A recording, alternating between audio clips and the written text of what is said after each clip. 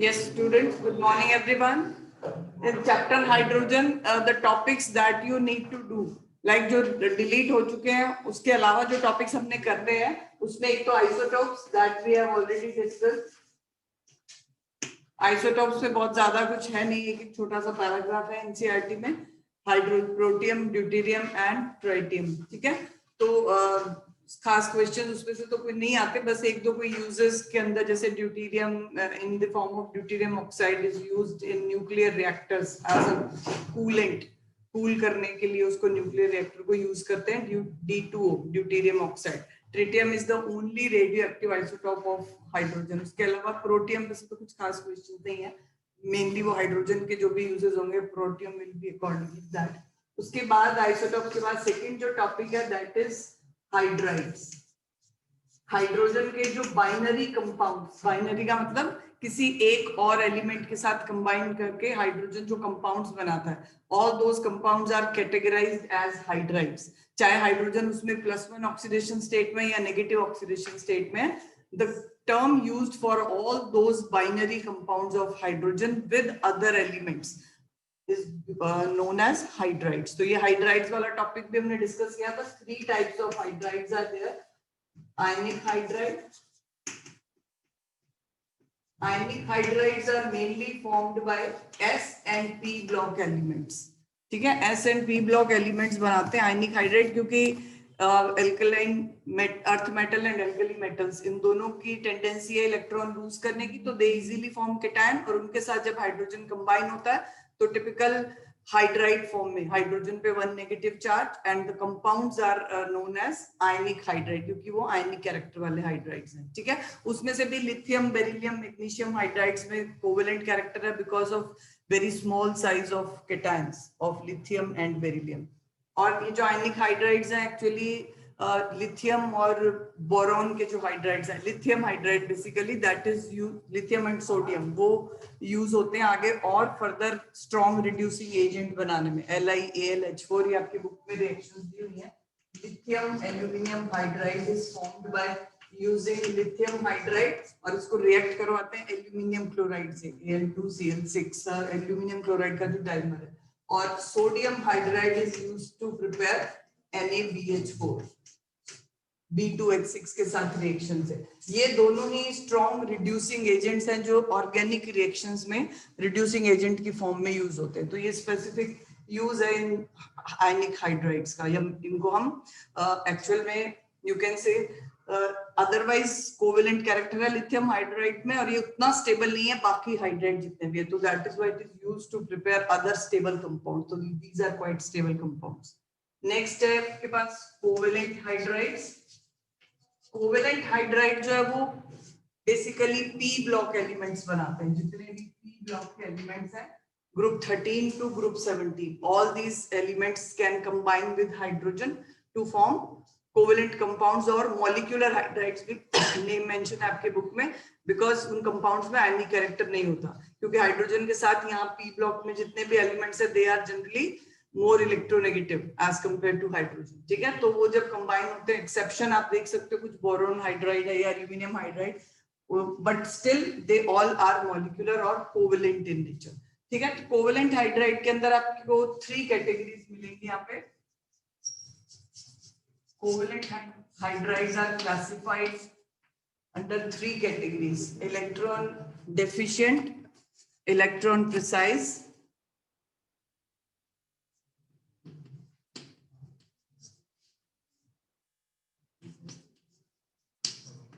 and third है electron rich. इसके भी एग्जांपल जो 13th ग्रुप के कंपाउंड्स हैं, 13th ग्रुप में एग्जांपल देखो BH3, AlH3. ठीक है, तो ये जो कंपाउंड्स हैं इनमें सेंट्रल एटम का ऑक्टेट कंप्लीट नहीं है. अगर आप ये स्ट्रक्चर ड्रॉ करते हो तो सेंट्रल एटम के अराउंड 6 इलेक्ट्रॉन्स आते हैं. तो all these 13th group hydrides in which electrons are, जैसे central atom is deficient in electrons, उसका ऑक्टेट कंप्लीट नहीं है, तो they all behave as Lewis acids. ये जो हाइड्राइड्स हैं इनको नेम दिया गया electron deficient hydrides, and they behave as Lewis acids during reactions.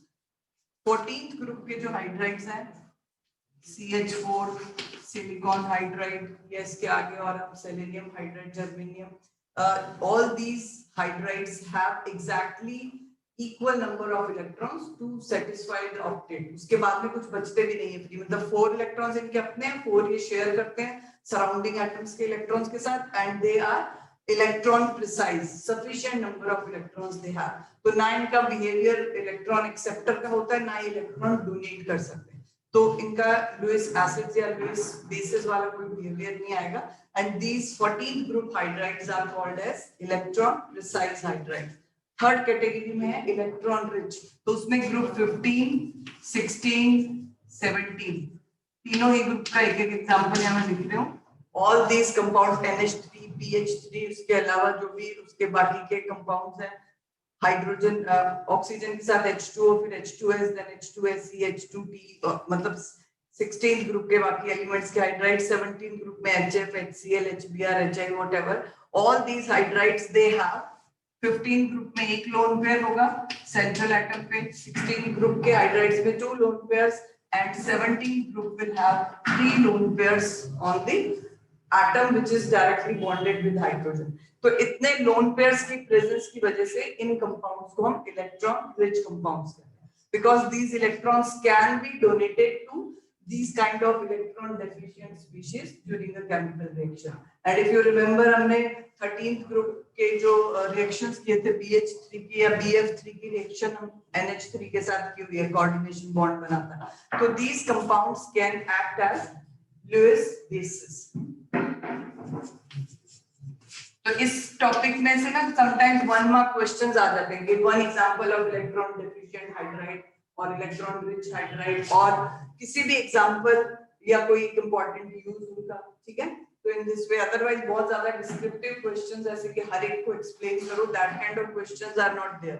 अभी तक आपने जो एग्जाम्स में मतलब देखे हैं पेपर, केमिस्ट्री का +2 तक ऐसा ही पैटर्न होगा, डायरेक्ट कोई मतलब बहुत ज्यादा डिस्क्रिप्टिव क्वेश्चंस नहीं होते. रादर अगर 3 मार्क क्वेश्चन है तो 3 पार्ट्स विल बी देयर. तो आपको प्रिपरेशन उस तरह से करनी कि ज्यादा क्रैमिंग की जरूरत नहीं है, रीडिंग जरूर किया करो. एनसीईआरटी टॉपिक्स जो भी सिलेबस में अभी हैं, कुछ डिलीट हो गए हैं वो छोड़ सकते हो, बाकी के जो टॉपिक्स हैं at least you go through those topics now. Clear. Third type के जो हाइड्राइड्स हैं दे आर मेटालिक हाइड्राइड्स की कैटेगरी में आते हैं. इनके लिए एक और टर्म भी है, non stoichiometric.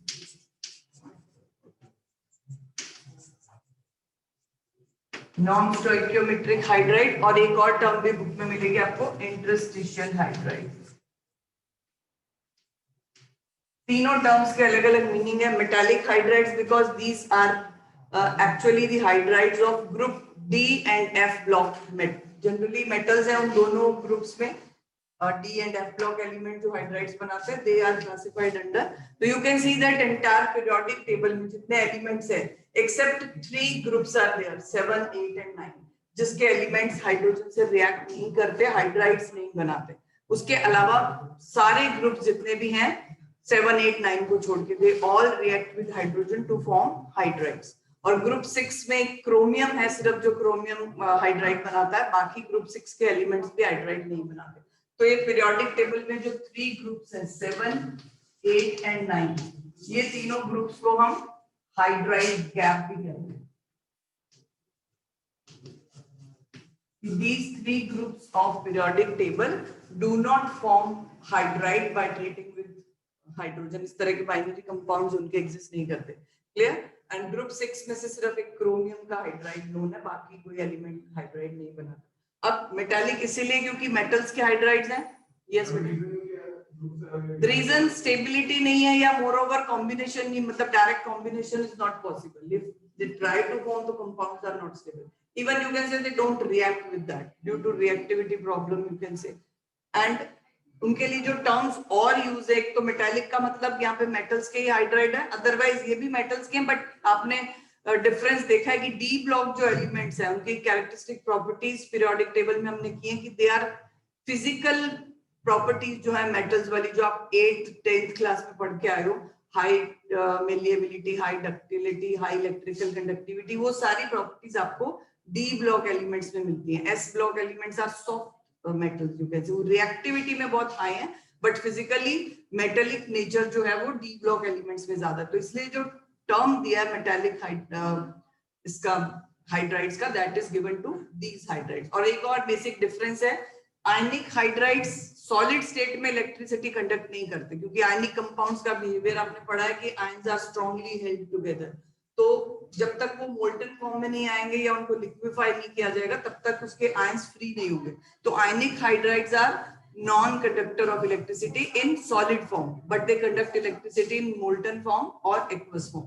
Covalent hydride electricity conduct नहीं करेंगे। Metallic hydrides can conduct electricity in their solid state as well, क्योंकि उनके क्रिस्टल लेटिस में फ्री इलेक्ट्रॉन्स प्रेजेंट है, क्योंकि जो मेटल एटम्स है वो हमेशा अपनी आयनिक स्टेट में रहता है, तो free electrons are always present and these electrons can conduct electricity in case of metallic hydrides.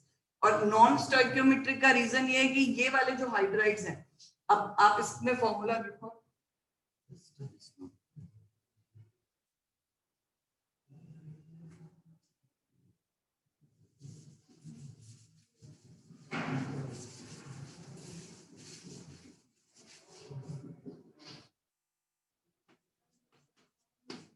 see the example of sodium hydride, 1:1 of liquid में नंबर ऑफ एटम्स सोडियम और हाइड्रोजन का एग्जैक्ट, अगर आप 1 mole sodium hydride का structure देखो तो 1 mole of sodium ions and 1 mole of hydride ion will be there. But if we see the formula of metallic hydride, जो आपकी book में कुछ एग्जांपल दिए हुए हैं, वेनेडियम हाइड्राइड इस फॉर्मेट में लिखा हुआ है, टाइटेनियम हाइड्राइड 0.58 और पैलेडियम का हाइड्राइड जो है वो 1.5 से 1. इस तरह से आपको फ्रैक्शनल मिलेंगे। मींस ये जो हाइड्राइड्स हैं इनमें मेटल्स का जो रेशियो 1:1 या 1:2 होना चाहिए था जैसे सपोज, तो ये 1:2 ना होके कुछ डिफरेंट फ्रैक्शनल रेशियो है। मोर ओवर ये रेशियो भी फिक्स नहीं है, ये जो दो तरह के नंबर्स दिए हैं इसके बीच में कोई भी रेशियो रह सकता है, depends on temperature and other conditions, ठीक है। तो ये हाइड्राइड्स इस तरह के क्यों हैं, क्योंकि इनके जो फॉर्मेशन जब होती है, बेसिकली जो टाइटेनियम, वेनेडियम, क्रोमियम, पैलेडियम, निकल, ये एलिमेंट्स हैं, इनकी जो स्ट्रक्चर है सपोज मेटल लैटिस इस तरह का होता है कि मेटल के जो आयंस हैं वो स्ट्रांगली क्लोजली पैक्ड होते हैं। अब इनके बीच में ये जो स्पेस आप देख लो, दीज आर कॉल्ड इंटरपार्टिकल स्पेस, या इसको अगर हम थोड़ा हायर लेवल पे बोले तो these are called interstitial spaces, और एक टर्म इनके लिए जो यूज होता है दैट इज वॉइड्स। तो ये वॉइड्स के अंदर हाइड्राइड आयन अपना स्पेस ऑक्यूपाई करते हैं, तो कहीं कहीं पर वो स्पेस उस जगह पे नहीं भी होता, ही अपने आप ही नेचुरली डिफेक्ट्स आ जाते हैं इस तरह के सॉलिड्स में कि at some places that ion is not present. तो ये जो रेशियो आना चाहिए कंप्लीट, जिसको हम स्टोइकियोमेट्रिक रेशियो कहते हैं, जिसका मतलब atoms law of definite proportion को सेटिस्फाई करते हुए कंबाइंड होते हैं, तो वो लॉ यहाँ सेटिस्फाई नहीं होता during formation of metallic hydrides. तो that is why this name non stoichiometric hydride is given to them. और थर्ड जो ये है इंटरस्टिशियल, वो इस वजह से क्योंकि इनिशियली जब ये हाइड्राइड्स की स्ट्रक्चर्स डिस्कवर हुए थे उस टाइम पे most of these hydrides of निकल, प्लैटिनम, पैलेडियम, ये जो ऐसे मेटल्स हैं जो अपने सरफेस के अंदर बहुत सारी हाइड्रोजन को एब्जॉर्ब कर लेते हैं। टर्म एब्जॉर्ब होती है, एब्जॉर्ब होती है। एब्जॉर्ब का मतलब होता है सरफेस पे एब्जॉर्ब करना, तो surface absorption is higher for these metals, और उस सरफेस पे ये सिर्फ इंटरस्टिशियल स्पेसेस में हाइड्रोजन प्रेजेंट होते हैं। बट नाउअडेज ये इंटरस्टिशियल टर्म पुरानी है अब एक्चुअली, इसलिए बुक्स में अभी भी है, बट अब जो और हाइड्राइड्स इस कैटेगरी के अंदर है उनमें इस तरह से इंटरस्टिशियल स्पेसेस में हाइड्राइड आयंस नहीं है, रादर इलेक्ट्रॉन्स के साथ एक तरह का इलेक्ट्रोस्टैटिक फोर्स ऑफ अट्रैक्शन के साथ हाइड्रोजन आयंस वहां पर प्रेजेंट है। तो different structure is there, but still जो मेन है निकल, पैलेडियम, क्रोमियम, इन सब के हाइड्राइड्स की स्ट्रक्चर्स इंटरस्टिशियल स्पेसेस में ही हाइड्राइड आए हैं, ठीक है। तो in this form they are termed as interstitial hydrides. तो तीनों टर्म्स क्लियर हो गए आपको। तो in this way these hydrides are very important because ये हाइड्राइड जो है एक तो कैटलिस्ट की फॉर्म में बहुत यूज होते हैं। आपने 10th में भी हाइड्रोजनेशन रिएक्शन पढ़ा था ऑर्गेनिक में, ठीक है, कि एल्कीन्स या किसी भी अनसैचुरेटेड हाइड्रोकार्बन को सैचुरेटेड हाइड्रोकार्बन में कन्वर्ट करने के लिए जो हाइड्रोजनेशन करवाते हैं उसमें निकल, प्लैटिनम या पैलेडियम 3 मेटल्स यूज करते हैं। तीनों मेटल्स को यूज करने का रीजन क्या है, ये तीनों मेटल्स अपनी सरफेस पे हाइड्राइड बना देते हैं हाइड्रोजन को एब्जॉर्ब करके, और इस हाइड्राइड के प्रेजेंस में जब रिएक्शन होती है तो काफी रिएक्टिविटी बढ़ जाती है, काइनेटिकली रिएक्शन बहुत फास्टर हो जाती है। तो वहां पर उन मेटल्स का रोल एज अ कैटलिस्ट होता है, बट एक्चुअल में वो मेटल इटसेल्फ नहीं होता, और हाइड्रोजन भी एज सच नहीं होती, मेटेलिक हाइड्राइड फॉर्म में वहां प्रेजेंट होती है, और फिर वो हाइड्रोजन रिलीज करते हैं मेटल्स अपने में से। So in this way, a large amount of hydrogen they can absorb on their surface. So reactivity fast हो जाती है reactions में. That is why these metals are used as catalyst. Moreover, क्योंकि ये बहुत ज्यादा अमाउंट में हाइड्रोजन एब्जॉर्ब कर सकते हैं, तो हाइड्रोजन एज अ फ्यूल जहां कहीं भी यूज होता है, या इकोनॉमी, आपके बुक में एक टॉपिक होगा लास्ट में हाइड्रोजन इकोनॉमी। फ्यूचर अभी हम इतना हाइड्रोजन को एज अ फ्यूल यूज नहीं कर रहे, but in future scientist are like finding out the ways how it can be stored in a safe manner। क्योंकि सबसे ज्यादा डिफिकल्टी जो आ रही है हाइड्रोजन को एज अ फ्यूल यूज करने में, वो यही है कि it's highly you can say spontaneous combustion बहुत फास्ट होता है, इन्फ्लेमेबल गैस कह सकते हो, बहुत जल्दी ब्लास्ट हो जाती है अगर इसको ओपनली छोड़ दिया जाए। तो इसकी स्टोरेज की अगर प्रॉब्लम सॉल्व हो जाएगी तो एनर्जी क्राइसिस काफी हद तक सॉल्व हो जाएगा अर्थ पे। ठीक है, तो ये हाइड्राइड वाला टॉपिक करना आपने। उसके बाद जो एक टॉपिक है H2O2, हाइड्रोजन की प्रिपरेशन, प्रॉपर्टीज, यूजेस सब रिमूव हो गए सिलेबस में से, अब नहीं है। और नेक्स्ट जो है that is water. Water otherwise physical properties आपको पता ही है, at room temperature it is present in the form of liquid. ठीक है, और नेचर में इतना लार्ज परसेंटेज है वाटर की, प्लांट बॉडीज का 95% अप्रोक्सीमेटली वाटर है, हमारी बॉडी का 65 to 70% वाटर है जो हमारा बॉडी का कंपोनेंट है ना। तो water is very much essential for all life supporting activities in living organisms. अब इसकी प्रेपरेशन सिलेबस में नहीं है क्योंकि ये नेचुरली प्रेजेंट मटेरियल है, वाटर साइकिल की फॉर्म में एग्जिस्ट करता है, इसको बनाना नहीं पड़ता। बना सकते हैं हम हाइड्रोजन को ऑक्सीजन में बर्न करके, but that method is quite you can say expensive। naturally इतना water available है तो we don't need to prepare it, तो preparation नहीं करनी है आपको, इसकी properties ही है सिलेबस में। सबसे पहले स्ट्रक्चर है, स्ट्रक्चर तो याद होगी, केमिकल बॉन्डिंग पढ़ा। what kind of molecule is water? shape, V shape or angular, bent, you remember the bond angle 104.5 degree होता है बॉन्ड एंगल, जो अदरवाइज एक नॉर्मल sp3 हाइब्रिड स्टेट में 109.5 डिग्री का होना चाहिए था, but it reduces due to lone pair repulsion. यहाँ लोन पेयर्स का रिपल्शन है, यहाँ लोन पेयर बॉन्ड पेयर का रिपल्शन है, तो that decreases this angle. 104.5 degree angle है। वाटर लिक्विड फॉर्म में वाटर इस तरह से प्रेजेंट होता है, हाइड्रोजन बॉन्डिंग मतलब चेन की फॉर्म में, but when it gets solidified to form ice, तो हर एक वाटर मॉलिक्यूल का जो ऑक्सीजन है वो एक्चुअली हाइड्रोजन बॉन्ड्स O और H के बीच में हाइड्रोजन बॉन्डिंग जो होती है, that results in tetrahedral structure. Suppose ये एक वाटर मॉलिक्यूल है, इसका ऑक्सीजन 2 और हाइड्रोजन बॉन्ड्स बनाता है नेबरिंग वाटर मॉलिक्यूल के साथ।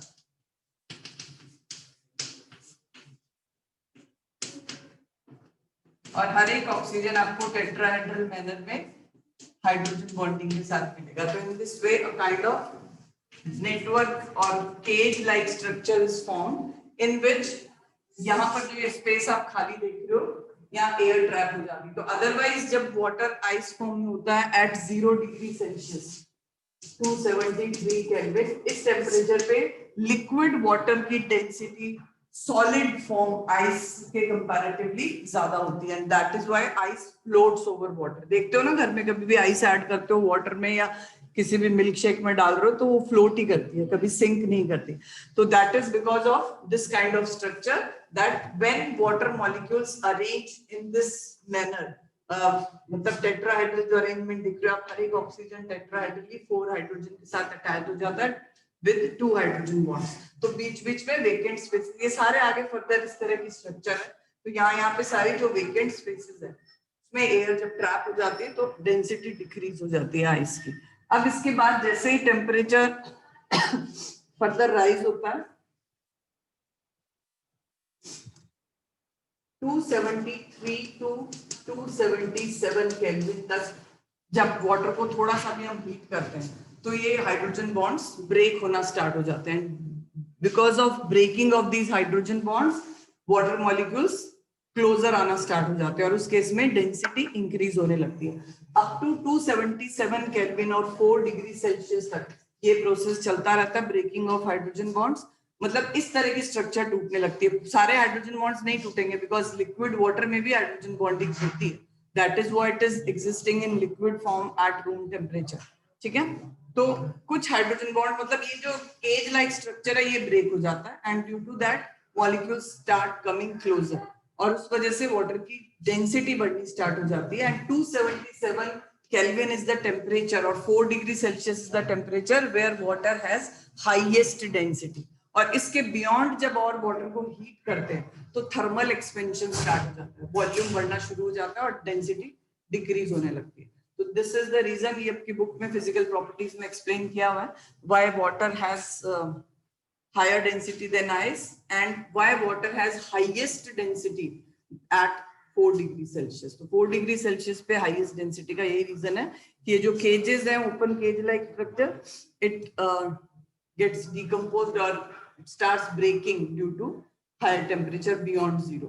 जीरो के बाद फिर आइस फॉर्म तो रहेगा नहीं, आपको पता है मेल्टिंग शुरू हो जाती है, तो मेल्टिंग के टाइम पे ब्रेक हो जाएंगी ये structures and molecules start coming closure. तो फिजिकल प्रॉपर्टीज बाकी आपने देख लिया. 0 डिग्री सेल्सियस मेल्टिंग पॉइंट है, 100 डिग्री सेल्सियस बॉइलिंग पॉइंट है, ये तो पता ही है आपको. उसके अलावा वाटर की जो बाकी फिजिकल प्रॉपर्टीज है, like it has very high specific heat. Specific heat होती है कि किसी चीज को 1 डिग्री सेल्सियस से हीट करना है, मतलब अपने टेम्परेचर बढ़ाना है 1 डिग्री सेल्सियस. अभी 90 पे अभी 91 कर रहा है, तो उसके लिए आपको कितनी हीट देनी पड़ेगी किसी भी सब्सटेंस को, that is called specific heat. तो water has very high specific heat as compare to other liquids.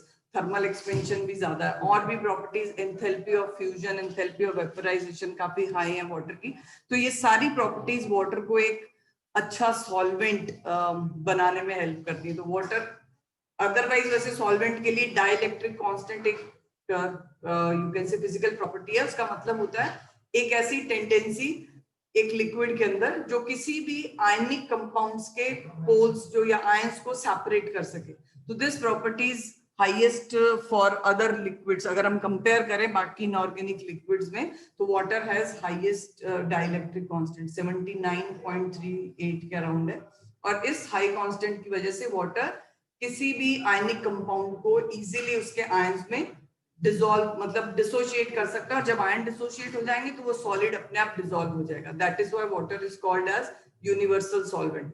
दूसरी इंपॉर्टेंट प्रॉपर्टी, आयनिक कंपाउंड को तो ये हाई डाइलेक्ट्रिक कांस्टेंट की वजह से डिसॉल्व करता है, but it can dissolve many covalent और organic compounds also due to hydrogen bond formation. जितने भी ऑर्गेनिक कंपाउंड्स वाटर में डिसॉल्व होते हैं, like alcohols, acids, carboxylic acids, और भी कई फंक्शनल ग्रुप्स हैं जो वाटर में इजीली डिसॉल्व हो जाते हैं. दैट इज बिकॉज जो हाइड्रोजन बॉन्डिंग पॉसिबल है उसकी वजह से ये इजीली मिक्स हो जाते हैं कोवेलेंट बॉन्ड्स वाटर के अंदर. अदरवाइज तो एक थ्योरी है केमिस्ट्री में डिसोल्यूशन के लिए, like dissolves like.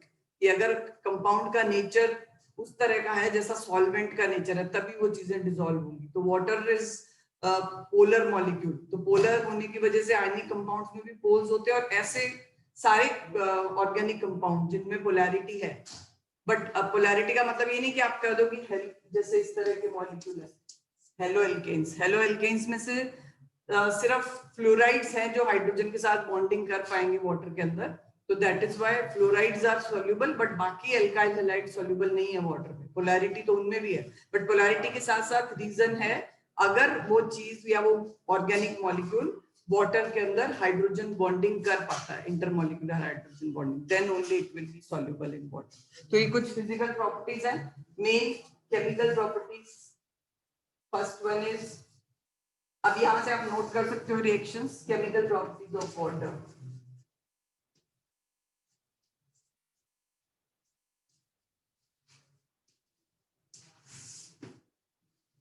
First chemical property के अंदर है amphoteric nature of water. It's very important, mark it as, ये हर बार एक क्वेश्चन होता है इस प्रॉपर्टी पे से. एम्फोटेरिक नेचर का मतलब तो पता है, एम्फोटेरिक वर्ड एसिडिक और बेसिक दोनों कैरेक्टर अगर कोई चीज शो करता है कोई substance, then it is said to be of amphoteric nature. तो वाटर के मॉलिक्यूल्स बहुत, एक कह सकते हो आप, थोड़े से अमाउंट में वाटर में कुछ मॉलिक्यूल ऐसे होते हैं जो डिसोशिएट हो जाते हैं। This is called self dissociation of water in this form.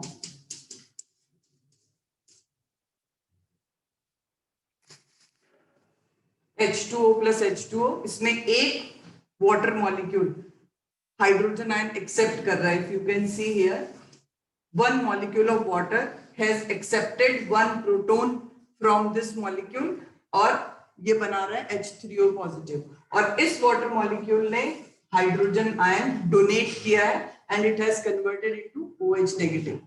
तो जो वाटर मॉलिक्यूल हाइड्रोजन डोनेट कर रहा है, आप एक जनरल 10th क्लास में भी अरेनियस कंसेप्ट पढ़ के आए हो एसिड्स का, any species that loses hydrogen ion in aqueous medium is called acid. तो आप इसको समझ सकते हो कि ये वाला water molecule as an acid behave कर रहा है। अब अभी हमने इक्विलिब्रियम चैप्टर नहीं किया, इसके बाद हमने करना है, तो उसमें आपको एसिड्स के और भी कंसेप्ट मिलेंगे। एक तो लुईस एसिड वाला कंसेप्ट होता है, एक अरेनियस कंसेप्ट है जिसके अकॉर्डिंग कोई भी स्पीशीज अगर हाइड्रोजन आयन लूज करती है तो वो एसिड है, OH आयन लूज करती है तो बेस है।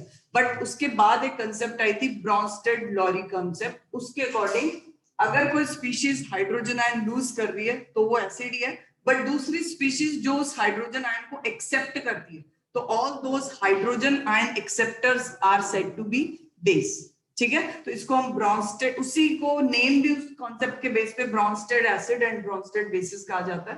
तो यहाँ वाटर एक्ट कर रहा है एसिड, ये वाला मॉलिक्यूल जो अपने में से हाइड्रोजन आयन लूज कर रहा है that is acting as an acid, और दूसरा जो एक्सेप्ट कर रहा है हाइड्रोजन को that is acting as a base.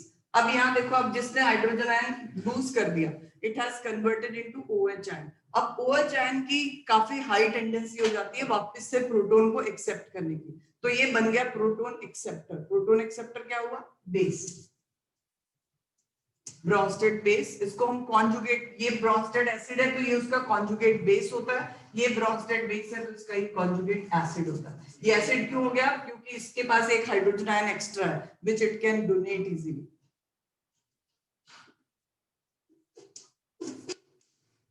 This is conjugate acid and this is conjugate base। ये पेयर बन जाते हैं इस तरह से लिक्विड एक्वस मीडियम के अंदर, और ये है Brønsted acids and Brønsted basis. Brønsted scientist के नेम पे है जिसने ये कॉन्सेप्ट दिया था। ठीक है, तो इस तरह से वाटर का अपना एक सेल्फ आयनाइजेशन हो जाता है कुछ अमाउंट में सिर्फ, ये नहीं कि सारे वाटर मॉलिक्यूल ऐसे डिसोशिएट हो जाते हैं, no, water dissociates only to a very lesser extent, that is why it is said to be a weak electrolyte। Electrolytes वो होते हैं जो बहुत मतलब स्ट्रॉन्ग और वीक दो टाइप के होते हैं ना, जैसे आपने strong and weak acids bases पढ़े हैं कि वो एसिड्स जो बहुत मतलब कंप्लीटली डिसोशिएट होकर लार्ज अमाउंट में हाइड्रोजन आयन रिलीज करते हैं वो स्ट्रॉन्ग एसिड्स हैं, दूसरे वीक। तो ये जो डेफिनेशन है एग्जैक्टली इलेक्ट्रोलाइट्स के लिए, इलेक्ट्रोलाइट्स की डेफिनेशन को फिर हम एसिड या बेस के लिए आगे एलैबोरेट कर देते हैं। अदरवाइज इलेक्ट्रोलाइट्स को हम डिफाइन करते हैं, अगर वो कंप्लीटली डिसोशिएट हो रहे हैं तो वो स्ट्रॉन्ग इलेक्ट्रोलाइट्स हैं, और जो बहुत लेस अमाउंट में या पार्शियली डिसोशिएट हो रहे हैं those electrolytes are said to be weak electrolyte. तो water is a kind of weak electrolyte and it dissociates to a very lesser extent. मतलब अगर 1 मोल वाटर है तो 10⁻⁻⁷ सिर्फ उसमें से मोल्स जो होंगे डिसोशिएट होंगे इस तरह से। और इस रिएक्शन को जिसमें वाटर मॉलिक्यूल डिसोशिएट होके दिस हाइड्रोनियम आयन और हाइड्रोक्साइड आयन बना रहे हैं, that process is also called autoprotolysis of water. तो इसको कई बार हम एग्जाम में इस नेम से भी पूछ लेते हैं, what is meant by auto प्रोटोलिसिस?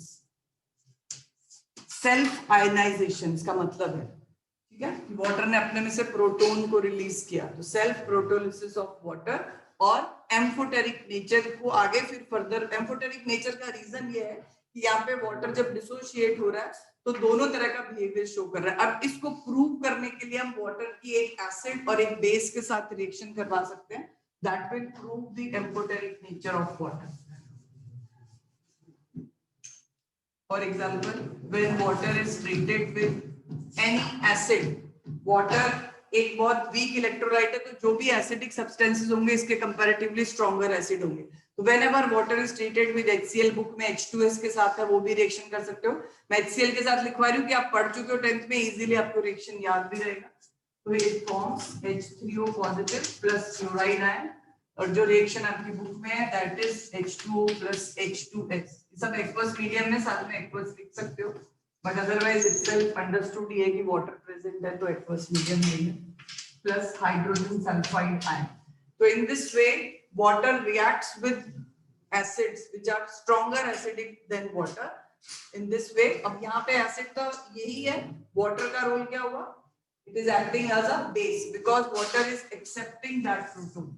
जो प्रोटोन इन्होंने रिलीज किया इन एसिड्स ने, एसिड्स तो अपना ही बिहेवियर शो करेंगे, they will easily lose the proton, और ये प्रोटोन जो एसिड्स रिलीज कर रहे हैं, ठीक है, that will be accepted by water. और रीजन क्या है वाटर ये एक्सेप्ट कर रहा है? एक तो इसकी टेंडेंसी है एक्सेप्ट करने की, क्योंकि एम्फोटेरिक नेचर शो करता है, और वाटर उतनी ही इजीली प्रोटोन लूज भी करता है जितनी इजीली वो एक्सेप्ट कर सकता है। But when water is treated with stronger acidic substance, जिनकी टेंडेंसी ज्यादा है वाटर से प्रोटोन को लूज करने की, in that case water will be treating as a base, ठीक है।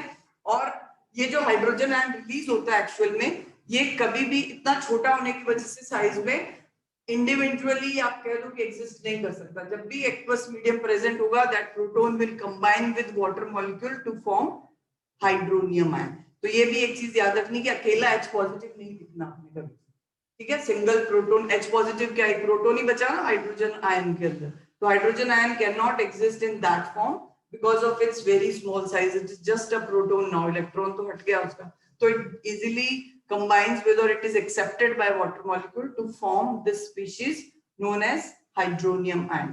और अब वाटर जब अपने से स्ट्रॉन्गर बेसिस के साथ एक्ट करता है, then it forms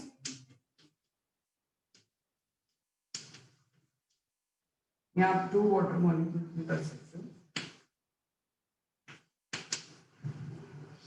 So hydronium ion is formed by this method when water reacts with, or sorry, this will एक मिनट, इसकी टेंडेंसी बेस की एक प्रोटॉन एक्सेप्ट करने की दिखा, तो यहाँ पर फिर एक ही रहेगा OH ion। In this form you can write, no need to write 2 water molecules। Water में से जो हाइड्रोजन यहाँ पर रिलीज हुआ that will be accepted by ammonia, क्योंकि अमोनिया यहाँ पे बेस है, तो it is acting as a base, Bronsted base, it is accepting that proton. और वाटर जो है यहाँ पे एसिडिक बिहेवियर शो कर रहा है as it has lost hydrogen ion, ठीक है। तो in this way you can show amphoteric nature of water by giving these two, एक एसिड और एक बेस के साथ रिएक्शन देनी है अगर एम्फोटेरिक नेचर पूछा जा रहा है। अगर सेल्फ प्रोटोलिसिस या सेल्फ आयनाइजेशन ऑफ वाटर को एक्सप्लेन करना है, देन वो फर्स्ट वाला स्टेप जिसमें 2 वाटर मॉलिक्यूल कंबाइन करके एक हाइड्रोनियम आयन और एक OH देंगे, ठीक है।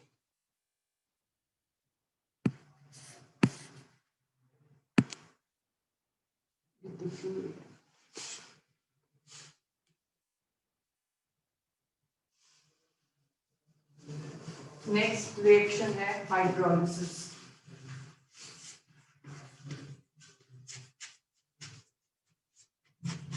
हाइड्रोलिसिस का एक जनरल सा जो मतलब है, इस टर्म को अगर आप ब्रेक करो, हाइड्रो मींस वाटर, लिसिस का मतलब होता है डिसोसिएट करना, तोड़ देना किसी भी लार्ज मॉलिक्यूल को। तो वाटर के साथ रिएक्ट करके काफी तरह के कंपाउंड्स जो बेसिकली या तो आपको सॉल्ट्स होते हैं, वैरायटी ऑफ सॉल्ट्स, और सर्टेन ऑक्साइड्स जो बेसिक नेचर के हैं, या जो एसिडिक और बेसिक दोनों ही टाइप के ऑक्साइड्स बेसिकली वाटर के साथ रिएक्ट करके, जैसे मेटालिक ऑक्साइड का आपने पढ़ा 10th में, metallic oxides when dissolved in water what is form, क्यों कहते हैं एल्कली मेटल्स और alkaline earth metals because their oxides on dissolving in water form strongly alkaline solution। तो ये उनका हाइड्रोलिसिस ही होता है कि जब मेटालिक ऑक्साइड्स को आप वाटर में डिसॉल्व करते हो, they form this kind of reaction, hydroxides बना देते हैं। Similarly, acidic oxides when dissolved in water they form acids. तो ये एक डिफरेंस है, और दोनों का ये रिएक्शन हाइड्रोलिसिस के अंदर आता है कि when oxides of metals and non-metals are treated with water or dissolved in water, they get hydrolyzed to form corresponding base and acid. जो metallic होगा वो base बनाएगा, जो acidic oxide होगा वो acid बनाएगा, और इसी property की वजह से इनको नेम, इनका जो nature है वो decided कि metal oxides are generally basic in nature, non-metallic oxides are generally acidic in nature. इसके अलावा भी जो कुछ salts है, जैसे आप